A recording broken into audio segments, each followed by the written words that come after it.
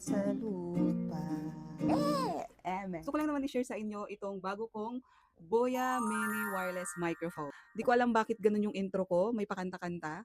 Hindi naman maganda yung boses ko, pero alam ko sobrang ganda ng quality ng voice recording nitong Boya microphone. So, same pa din doon sa shinare ko sa inyo nung nakaraan, yung Boya Mini Wireless Microphone. Ang kaibahan lang ngayon, ito po ay meron na pong charging case and dalawa na ang kanyang microphone, dalawa din po yung receiver.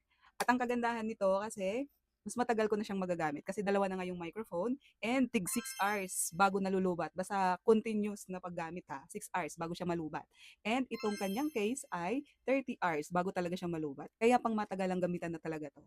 So same lang din siya doon sa nauna kong Boya microphone. Meron siyang voice changing feature at meron din siyang 3 level ng noise reduction. Ang kagandahan talaga dito sa Boya wireless microphone na ito kasi napakaganda ng voice mo, very natural lang, hindi yung parang naka-microphone ka, 'di ba? Yung voice quality mo talaga ay clear at hindi talaga yung tipong parang may gamit ka ng microphone.